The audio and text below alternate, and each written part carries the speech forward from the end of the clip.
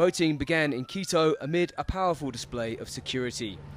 Flanked by police and army commandos, presidential candidate Christian Zurita arrived at this otherwise quiet polling station at a school. Zurita is running in place of his friend, murdered presidential candidate Fernando Villavicencio.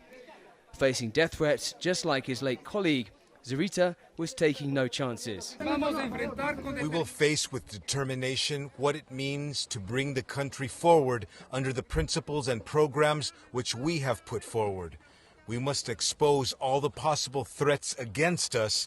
Remember, that's how they killed Fernando. The political assassination of the journalist turned politician less than 2 weeks before the snap election shook the country.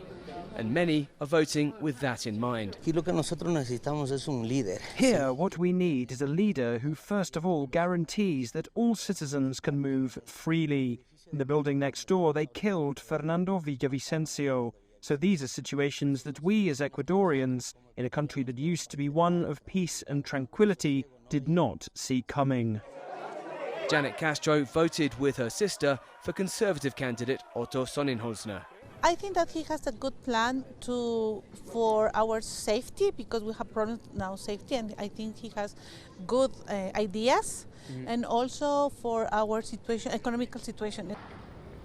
Since Villavicencio's murder, all the candidates have been focusing on fighting crime and creating peace. Voting in Quito, former president and a parliamentary candidate, Lucio Gutierrez, said Ecuador needs international help. Ecuador is bleeding to death. Ecuador is falling apart. And if there is no unity between the executive and the legislature, the state could collapse.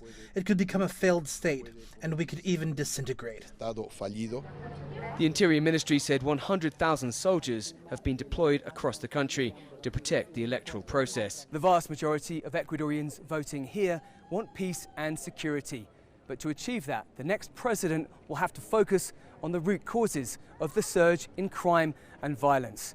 Whether it's poverty and unemployment or corruption in state institutions, it won't be easy. The election was called by outgoing President Guillermo Lasso in May to stave off impeachment by a hostile parliament. Whoever is elected will only govern for less than a year and a half, which may not be enough time to make big changes. Dan Collyns, CGTN, Quito.